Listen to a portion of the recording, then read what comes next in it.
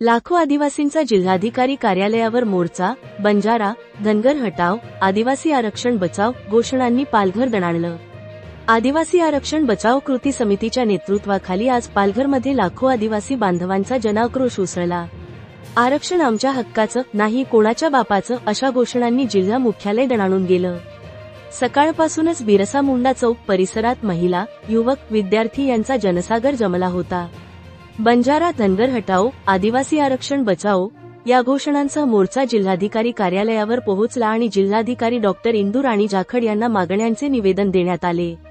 मोर्चात खासदार डॉक्टर हेमंत सावरा, आमदार राजेंद्र गावित, हरिश्चंद्र भोये, माजी खासदार बळीराम जाधव, जगदीश धोडी, रमेश सवरा यांसह अनेक नेते व कार्यकर्ते सहभागी झाले। आदिवासी युवकांनी पारंपरिक वेशभूषेत नृत्य आणि घोषणांचा सहभाग घेतला।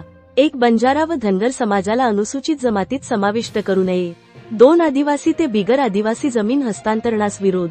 3, बोगस जातवैधता प्रमाणपत्रे रद्द करावीत। 4, पेसा कायद्याची प्रभावी अंमलबजावणी करावी।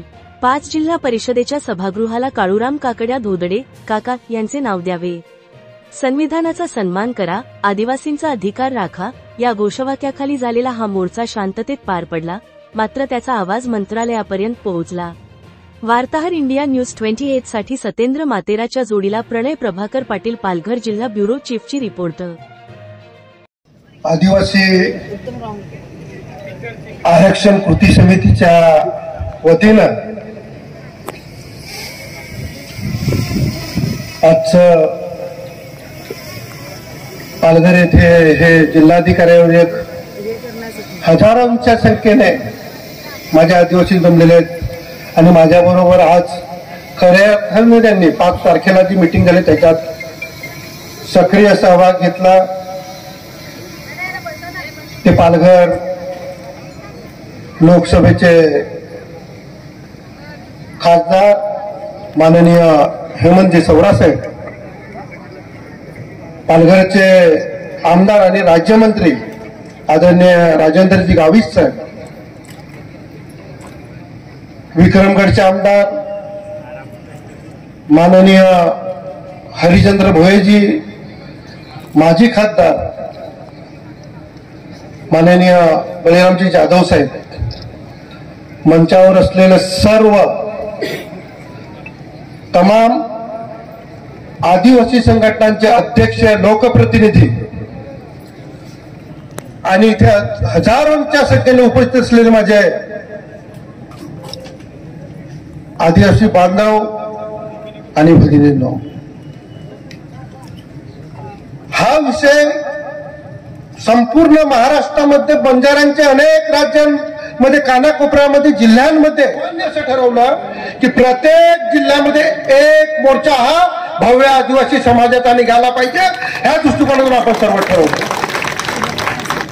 हे ठरवत असताना महाराष्ट्राच्या कानाकोपऱ्यातून अनेक आदिवासी समाजाचे मोर्चे प्रत्येक जिल्हाधिकारी कार्यालयावर निघाले, परंतु ह्या मंचावर असलेल्या सर्व जिल्ह्यातील लोकप्रतिनिधी, सर्व आदिवासी संघटना, या खऱ्या अर्थाने माझे सर्व आदिवासी बांधव आणि माझ्या आदिवासी बांधवांनी या महाराष्ट्रात एक विक्रमी मोर्चा या पालघर जिल्ह्यामध्ये काढला। त्याच्यामध्ये सर्वप्रथम आपलं समोर मी नतमस्तक होतो, कारण की हा जो मेसेज आहे हा जिल्ह्याला नाही, हा मेसेज महाराष्ट्र सरकार आणि केंद्र सरकारला गेलेला आहे की आदिवासी सुद्धा आता झोपले नाही, जागा झालेला आहे। ही खरी आज आपली ताकद आपण दाखवलेली आहे। मित्रांनो, अनेक ठिकाणी सरकारवर प्रेशर करण्याचा, दबाव टाकण्याचं काम धनगर समाज असेल किंवा बंजारा समाज असेल यांनी केलेलं आहे, परंतु त्याला तोडीस तोड उत्तर देण्याचं काम खऱ्या अर्थाने माझ्या बांधवांचं सुद्धा आहे। आणि तुम्ही आज त्यांचे 500,000चे मोर्चे निघते, तर माझ्या आदिवासी बांधवांचा 35 ते 40 हजाराचा मोर्चा इथे निघालेला आहे। ही खरी तुमची ताकद तुम्ही दाखवलेली आहे। महाराष्ट्रातील 25 आमदार आणि या महाराष्ट्रात निवडून आलेले 4 खासदार, आम्ही सर्वांनी 52 जे मुख्यमंत्र्यांची आढावा बैठक, आदिवासी आढावा बैठक जी आहे त्या बैठकीमध्ये सर्व 25चे 25 आमदार आणि 4 खासदार यांनी निवेदन दिलेलं आहे. तिथे मीटिंग मध्ये सर्वात पहिला कुठला विषय असेल तो बंजारा आणि धनगरांना आदिवासींचे सामावून घ्यायचं नाही, हा मुद्दा आम्ही तिथे घेतलेला आहे.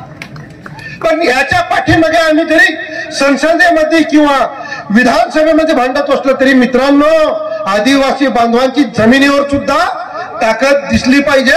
आणि खऱ्या अर्थानं या मोर्चाचे तुम्ही एक हिरो हा ऐतिहासिक मोर्चाची पुढची पिढी, तुमच्या येणारे पुढचे सर्व पिढी तुमच्या अभिमानाने तुमच्याकडे बघतील की धनगर समाजाने बंजारा समाजाला घुसखोरी पासून थांबवण्यासाठी ऐतिहासिक मोर्चामध्ये माझे सुद्धा पूर्वज गेले होते. पुढची पिढी तुम्हाला अभिमानाने तुमच्याकडे पाहते. मला जास्त बोलायचं नाही, कारण की सर्व विषय गावित साहेबांनी, खासदारांनी आणि सर्वच नेत्यांनी इथे घेतलेला आहे. परंतु संघटित होण्यासाठी आपल्याला एकजूट होणं खूप महत्वाचं आहे. आणि ज्या वेळेस आपण जे संघटन दाखवलं 5 तारखेची मोर्चा, त्याच्यामध्ये जवळजवळ 24 ते 25 संघटना तिथे आल्या होत्या. त्यानंतर काही संघटनांनी तशा पद्धतीचे व्हॉट्सअपवर नोंदणी वगैरे करण्याच्या संदर्भात मेसेज भेटले होते. पण मित्रांनो, हा विषय कोणाचा मान अपमानाचा विषय नाही. हा प्रत्येकाचं कर्तव्य आहे की माझा समाज टिकला पाहिजे, माझा आदिवासी बांधव टिकला पाहिजे. हा प्रत्येकाचं कर्तव्याच्या माध्यमातून आपण इथे आलेलो आहे, ह्याचं सुद्धा प्रत्येकाने भान ठेवलं पाहिजे. हे आपल्याला गरज आहे, एकजूट दाखवण्याची खऱ्या अर्थाने आपल्याला गरज आहे. ज्या बऱ्याचशा आदिवासी बांधवांना ज्या काही आम्ही माननीय जिल्हाधिकारी यांच्याकडे ज्या 5 मागण्या दिल्या त्या थोडस मी माझ्या बांधवांना आणि भगिनींना वाचून दाखवतो. सर्वप्रथम जी मागणी आहे ती बंजारा व धनगर समाजाला अनुसूचित जमातीमध्ये कुठल्याही प्रकारचा समावेश करण्यात येऊ नये. दुसरी मागणी, आदिवासी ते बिगर आदिवासी जमिनीचं हस्तांतरणाला तात्काळ थांबवावे. तिसरी मागणी, बोगस आदिवासींना मिळालेल्या अनुसूचित जमातीचे वैधता प्रमाणपत्र त्वरित रद्द करण्यात यावं अशी सुद्धा आपण मागणी केलेली आहे. आणि चौथी मागणी ही ह्या जिल्ह्याला खूप महत्वाची मागणी आहे. पेशा कायद्याची प्रभावी अंमलबजावणी त्वरित करावी, ह्या संदर्भात एक आपण मागणी केलेली आहे. आणि 5वा विषय तो सर्वानुमते कव्हर कमिटीच्या माध्यमातून जो आला किंवा पालघर जिल्ह्यामध्ये अनेक वर्षापासून आदिवासी समाजाचे नेतृत्व करत होते ते आमचे काका